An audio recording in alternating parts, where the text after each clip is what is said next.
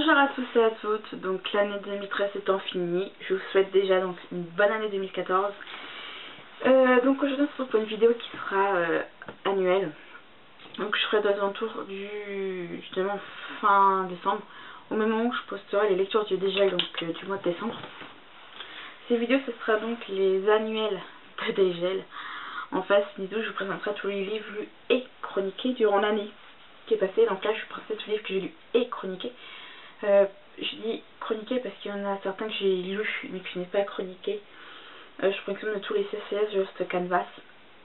Et d'autres qui sont là mais que je n'ai pas encore, que j'ai lu mais que je n'ai pas encore chroniqué parce que soit j'avais pas le temps ou tout pris par de choses j'ai pu penser ou par flemme pour l'instant. Donc voilà. Alors il y a des livres que je ne peux pas vous présenter comme ça. Voilà, hein, présenter comme ça. Parce que c'était peut-être pour certains des emprunts de médiathèque. Il y en a 3. Donc je vous mettrai les couvertures si je les retrouve. Si je retrouve des images pour vous les mettre. Donc voilà. Je vais y aller par mois. Alors en tout, tout mois confondu, j'ai lu et chroniqué 22 livres. Mais Dieu sait que j'en ai lu plus si on compte tous les mangas de Saint-Cyr, de Canvas et autres. Alors en janvier, j'étais surprise que j'ai lu et chroniqué qu'un seul livre. C'est donc Qui est Terra Wilder d'Anne Robillard, édité chez Michel Lafon. Alors, comme je l'ai dit dans l'histoire de dégel du mois de décembre 2013, c'est Patrice Garcia qui a fait la couverture de Qui est Terra Wilder, parce que de Qui est Terra Wilder, j'ai oublié de le dire justement. Mais les couvertures sont vraiment sublimes. Hein. Voilà, je sais pas si vous voyez. Mais bon, donc c'est pas mal, c'est une bonne lecture. J'ai hâte d'acheter le tome 2, parce que ça serait dommage de lire le tome 1 et ne pas lire la suite. En février, il y en a eu 2. Il y a eu donc Les Malheurs de Sophie de la Comtesse de Ségur chez Emma Éditions de leur collection Livre Club Jeunesse. Donc c'était un petit livre détente, donc assez agréable. Et vraiment, ça me fait plaisir de connaître Sophie un petit peu mieux que par d'autres. Donc voilà. Et j'ai également lu Contes et légendes du chat de Robert Delaroche chez Ouest France. Je vous donne la couverture, c'était typique des éditions Ouest France. Donc voilà. Alors pour mars, il y en a eu 4. Il y en a un qui a été rechroniqué parce que je crois que la chronique ne me plaisait pas. Donc ça compte quand même, je suis désolée. Alors il y a eu une BD, donc c'est chez les Émeraudes tome 3, L'Imposteur, d'Anne Robert et Tiburce Auger. Je sais pas que ça s'écrit bien comme ça.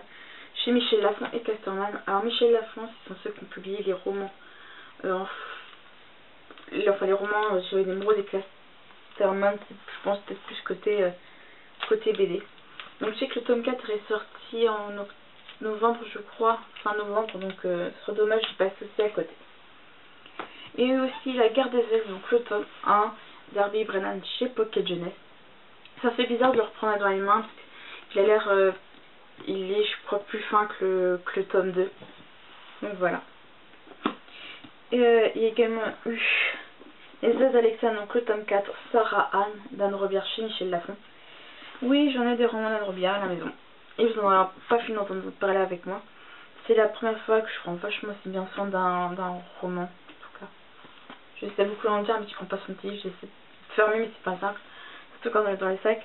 C'est un petit peu les coins qui sont un petit peu amochés, mais dans l'ensemble il est encore en excellent état. La couverture, je la trouve elle est divine. Elle est divine. Vachement, Patrice Garcia a fait très bien présenter Sarah Anne, donc qui est une petite amérindienne. Vraiment, quand je lève la tête comme ça, déjà je vois que non, alors, 2 amérindiennes d'un coup, ça fait plaisir. Donc voilà.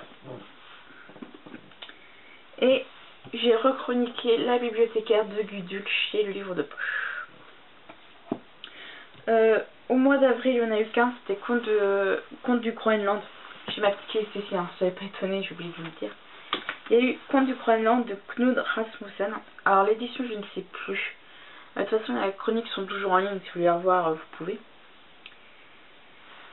En mai, j'en ai eu 15, c'est donc Le Liseur de Bernard Schling dans la collection Folio. Pour plusieurs des éditions, j'ai jamais compris pourquoi ils disent édition Folio et non collection. Donc voilà. C'est un livre assez sympa, je dirais pas, mais il est bel et bien d'occasion. Donc voilà, j'ai vraiment adoré. En juin, il y en a eu 2. Il y a eu donc les Chroniques des ailes, donc le tome 1 Liane, donc je sais pas comment ça se prononce vu qu'il y a 2 ailes.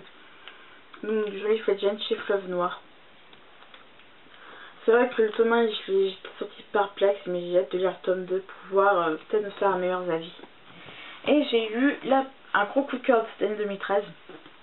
C'est donc L'Apprenti Épouvanteur, donc le tome 1 de la saga L'Épouvanteur de Joseph Delaney chez Bayard Jeunesse. Alors c'était vraiment coup de cœur cette année 2013 parce que vraiment je n'ai pas lâché, j'ai continué à lire, j'étais sur le transat dehors. Alors en juin je me rappelle qu'il faisait beau, j'étais sur le transat, j'étais vraiment...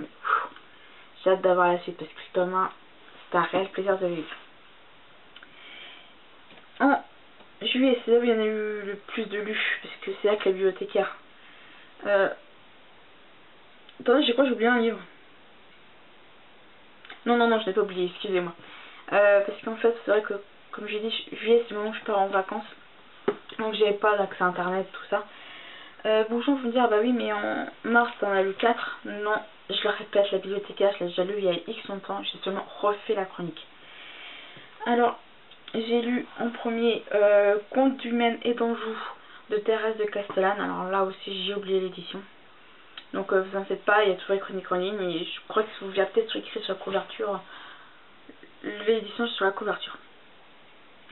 J'ai également lu Assassin's Creed Brotherhood River Abandon chez Castelmore. Alors une petite anecdote super sympa sur Assassin's Creed Brotherhood. Je suis allée donc en juin 2013 à la FNAC parce que j'avais travaillé je crois 1 ou 2 journées et j'avais donc eu même si c'était une petite pêche, j'étais quand même content. J'ai essayé d'aller donc à la FNAC pour m'acheter quelques livres. J'étais revenue avec 2 livres, donc celui-là et Secret d'Histoire et un manga. Et donc je me balade donc tranquillement. Je suis au rayon jeunesse et je vois Assassin's Creed. Je vois bien, je sors, je vois le livre de l'étagère, je vois Assassin's Creed Brotherhood. Je l'ai pris hein, parce qu'à ce moment-là, j'étais en train de jouer à la Révélation, je crois au même moment. Donc, je suis tombée pile poil dessus, donc ça tombait bien. Et j'ai également lu Le Sablier de Mu, donc le tome 1 de M.H. Essling, qui est Le Temps de l'Accomplissement. Donc Le Sablier de Mu, le tome 1, Le Temps de l'Accomplissement de M.H. Essling chez 1000 saisons. Vous voyez, il est assez grand, mais il est fin quand même, c'est impressionnant. C'est écrit vachement petit en plus, comme ça. Donc je sais pas si vous le trouverez encore chez 1000 saisons, mais enfin, en librairie, j'ai eu du mal à trouver le tome 2 en format papier, donc essayez de vous renseigner un petit peu. Parce que c'est vraiment une saga que je conseille, j'ai vraiment eu un petit coup de cœur pour celui-là aussi. Au mois d'août, il y en a eu 2. Il y a eu Les Guerres des Elfes, donc le tome 2 d'Herbie Brennan chez Pocket Jeunesse. Et oui, là maintenant que je tiens en main, il est plus gros que le tome 1. Et un autre qui vraiment, j'ai adoré, c'était aussi un coup de cœur de cette année. Je fais pas de différence entre déception et coup de cœur, hein. Pour moi tous les livres sont pareils. Ça dépend après de notre point de vue à nous. C'est donc Code Salamandre de Samuel Delage chez France Loisirs. C'était vraiment un thriller sur fond d'histoire et c'était sublime, une sublime lecture que je conseille que fortement.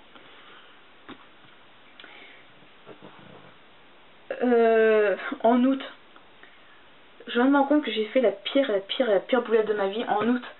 Code Salamandre. Je l'ai pas lu en juillet mais en août.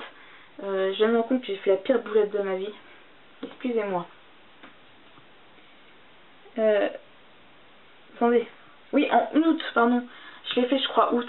C'est donc La Guerre des Elfes et Code Salamandre. Excusez-moi, je suis mais fatiguée. Je crois que je m'en mêle les pinceaux. Donc voilà. Alors en septembre, il y a eu une BD et un manga. Il y a eu donc Assassin's Creed tome 1 Desmond de Corbayeran et d'Efali chez les Deux Royaumes. Donc voilà. Je précise que j'ai lu le 2 qui est Aquilus et le 3 qui est Accipiter.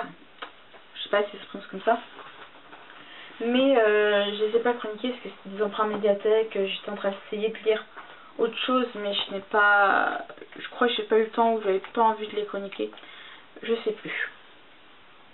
J'ai également chroniqué Saint-Céas de Canvas, donc Chronicles, le top 1 sur Alba Fika des Poissons de Masami Kurumada et Shiroshi Shirogi chez Kurokawa. Alors je précise que pendant le courant du mois de janvier 2014, donc le premier mois de l'année, je vais essayer de chroniquer donc le tome 2 sur Cardia et le tome 3 sur Dégel. Pourquoi? Parce que je sais que le tome 4 sur Ma Nicolo du cancer va sortir très prochainement.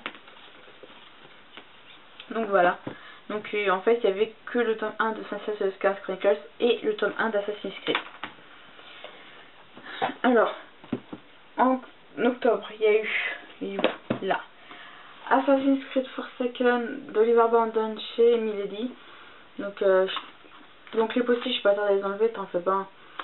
Vous en faites pas, pardon. Parce que j'en parlais plus dans le monde. Donc voilà. Et donc en novembre, j'ai eu Assassin's Creed Révélation, donc d'Oliver Brandon, toujours chez Milady. Et en novembre, j'ai également lu Fondation 2, donc Sans Limite, première partie de Pierre-Arnaud Francioso chez Herveil. Donc lui, je l'ai acheté à la 25e heure du livre roman et j'ai vraiment adoré. Je sais que le tome a été un coup de cœur, celui-là aussi, alors là, c'était vraiment un plaisir. C'est vrai que je fais pas spécialement... alors faut savoir que c'est vrai que je fais pas de différence entre coup de cœur et déception. Pour moi, c'est soit que c'était un bon livre et j'ai bien aimé, j'ai passé une bonne lecture, ou un coup de cœur. Chez moi, vous ne direz jamais de déception.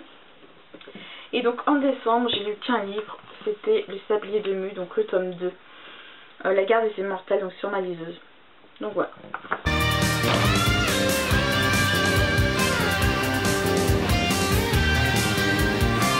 Alors ce premier des annuels de Dégel est fini, j'espère qu'il vous a plu.